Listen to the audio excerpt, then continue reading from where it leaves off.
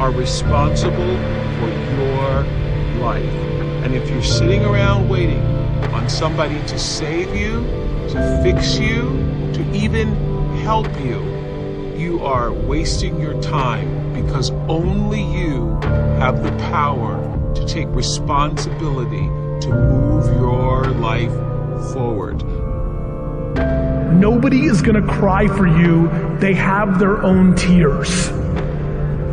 One thing I'm positive about is how ROI negative complaining is, and how much I'm trying to suffocate the practice of it. I really have been fascinated by people that have changed their mindset into understanding that everything that is not going well right now is their fault. It has been remarkably important to me in understanding that everything that I'm not happy about is on me.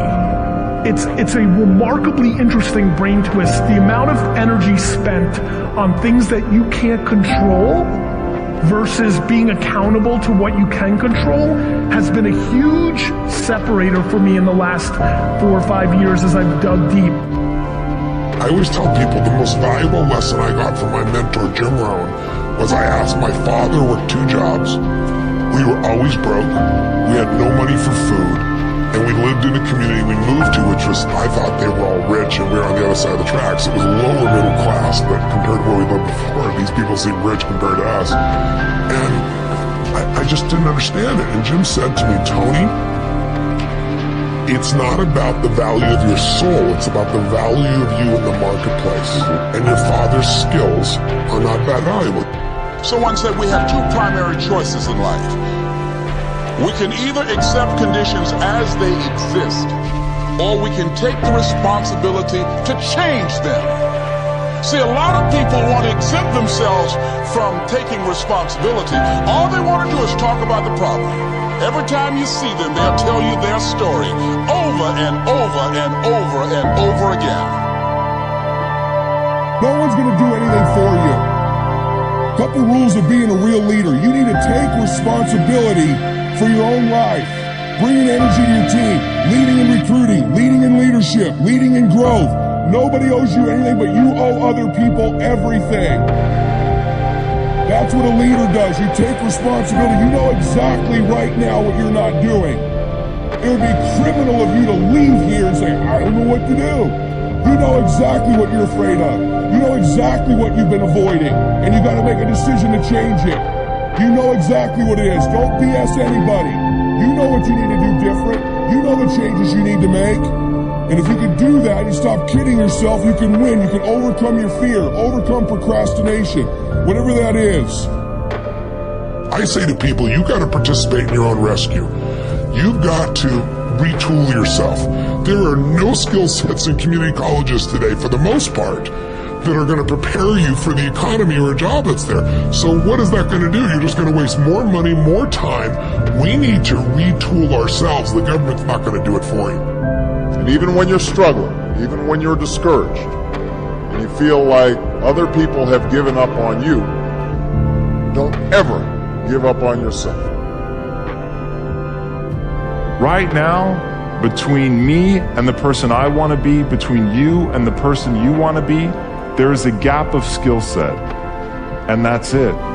But once you know your mission, and once you believe that you can accomplish anything you set your mind to, then you can do the extraordinary. Now for me, getting out of that space of being lost, of not knowing what I wanted to do with my life, it all came down to needing to earn credibility with myself in very small incremental ways.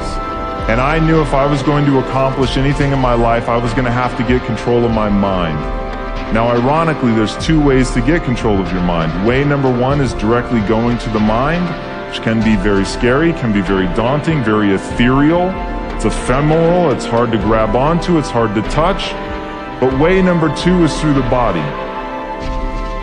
And so I decided that my Kung Fu was going to be to get very good at developing my body. And in that process, I was going to learn about nutrition, which would allow me to help my mom and my sister. In that process, I was going to earn credibility with myself, and earning credibility with yourself is so important.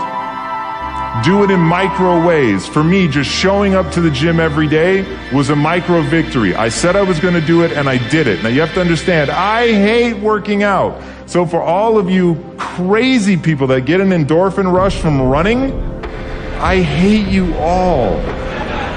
Running for me is like being stuffed into a meat grinder. There is absolutely nothing pleasurable about it whatsoever. So whatever neurological thing you guys get that you've been blessed with, I have not been blessed with that. So for me, showing up at the gym sucks. Eating a bowl of ice cream is awesome. And so getting to a better place for me was a totally different journey. Thank you. And what that was just showing up every day and putting in the work. It was reading about human metabolism and understanding how what I eat impacts my body. It was earning a little bit of discipline every day, knowing that, well, I did it yesterday, I can do it again today. It was not eating something that I wanted to eat. And most importantly, and if you're taking notes, write this down. It was about changing my identity. Because at the end of the day, identity and values drive behavior. Identity and values drive behavior. So if you want to make a change, you have to change your vision of who you are. You have to begin telling yourself a different narrative. And the narrative you tell yourself about yourself is everything. And if you tell yourself that you're a scared, undereducated kid from Tacoma whose family has never accomplished anything, let me tell you what you will become. A scared, undereducated kid from Tacoma who never accomplishes anything, because that's what you believe. You tell yourself that story enough, and it will become real. But on the flip side, you could tell yourself a story of you're a learner. You learn faster than most people. You're willing to put in more work than most people. You're willing to read more books than most people. You're willing to spend an inhuman amount of time every day improving your mind simply by getting new ideas into the system. And that you will admit that you're wrong faster than anybody else, that you won't let your ego get in the way. And you tell yourself that story over and over and over. So when somebody comes and tells you how stupid you are, that you're just a dumb kid from Tacoma, you go, you're right, that's amazing. Thank you for pointing out that flaw, because now that I'm aware of it, I can improve it because I'm the learner. And once I switched my narrative to being the learner, it didn't matter where I started, it only mattered where I was trying to go.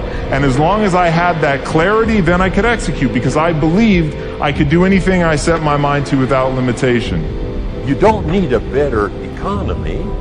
You don't need better seed and soil. In fact, when it comes to seed and soil and rain and sunshine and seasons and the miracle of life, that's all you got. Now, what if you blame this stuff? Then you're blaming all you got.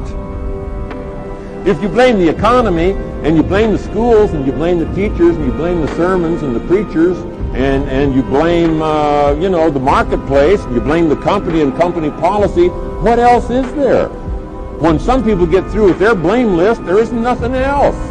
That's all there is. And if you blame the only thing you've got to work with, I'm telling you, it's called mistake colossal. In not understanding that that's all you've got to work with. And if this is all you've got to work with, then you don't change the seed, and you don't change the soil, and you don't change the rain, and you don't change the sunshine, you don't change the seasons. Right? Guy says, I'll take 3 springs, 4 summers, 9 falls, no winters. No! You can't fool with this stuff. You got to take it like it comes. Then what do you change to make your life work well? You got to start with your philosophy. Guess what I had to do at age 25 in order to change my own future? I had to change my mind. I had to change my thinking. I had to change my philosophy. I was messed up on what was causing my problem. Once I got that straightened out, that all the stuff I blamed, the government, taxes, marketplace, the economy, and things cost too much, negative relatives, cynical neighbors, once I got rid of that and started going for where the real problem was, which was me, I'm telling you, my life exploded into change. My bank account changed immediately. My income changed immediately. My whole life took on a whole new look and color immediately. And the early results I got from making these philosophical changes tasted so good, I've never stopped the process from that day until now. And I'm telling you, with a little consideration of the refinement of your sail, by setting a better sail, refining your philosophy, your whole life can start to change from today on. You don't have to wait till tomorrow. You don't have to wait till next month. You don't have to wait till spring. You don't have to wait till 93. You can start this whole process immediately. I recommend it. Now, some people do so little thinking, they don't even have their sail up. I mean, you can imagine where they're going to wind up at the end of this week, at the end of this month, at the end of this year. Now's the chance to change, process all this information. Here's the definition of success and failure. Just make this note. Here's failure. A few errors in judgment, repeated every day. Now, you can automatically assume, Mr. Owen, I say, I can understand that. A few errors in judgment repeated every day. For 6 years, my father, 88 years old, he's never been ill, still hasn't retired. Not long ago, midnight, we're getting ready to go to bed. We've drilled a new well, got some extra water, got some more acres going, he's all excited. At midnight, we're getting ready to go to bed. My father's eating what he calls his midnight snack. A little bite to eat before you go to bed. Don't have to go to bed hungry. And I'm watching him eat this midnight snack. Guess what he had? An apple, a few graham crackers, and a glass of grapefruit juice. I said, no wonder my father's so healthy. My mom taught us all those good health practices. Taught me when I'm growing up, right? I'm an only child. I've never been ill. Passed the big 5-0 some time ago. My 2 daughters, 32, 33, never been ill. My grandkids, never been ill. I'm telling you, the legacy lingers on. As I watched my father have this midnight snack, suddenly occurred to me. I know that's part of it. An apple what? A day. That's gotten to Dallas-Fort Worth, right? An apple.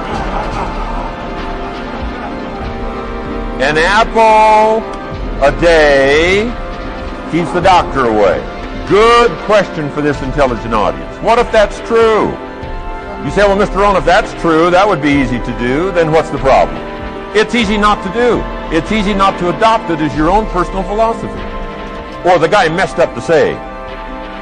Guy says a Hershey bar a day. Say, no. No. You've been watching too much television. It is not Hershey bar.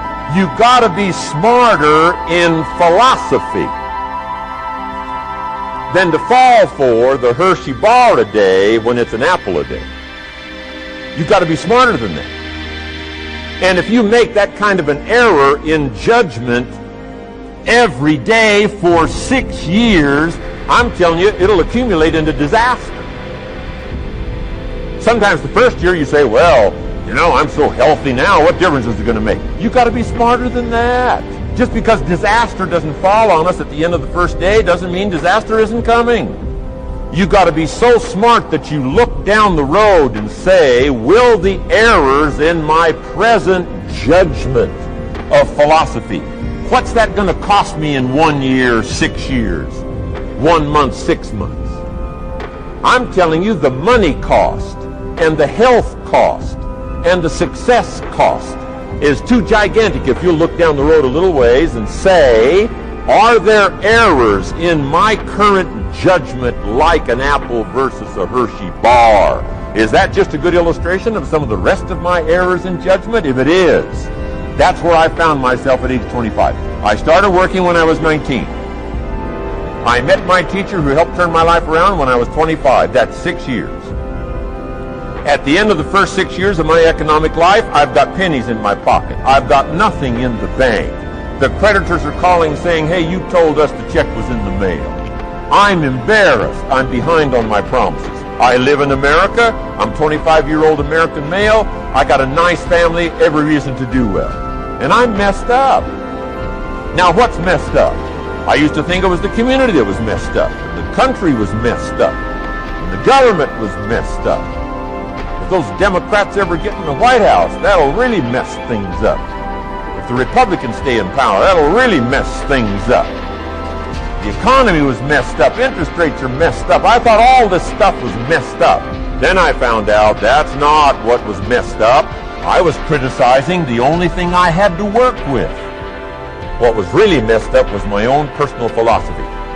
My own errors in judgment in my own personal philosophy brought me in 6 years to pennies in my pocket, nothing in the bank, and trying to explain why I wasn't doing well living in America. 25-year-old American male, got a family, every reason to do well.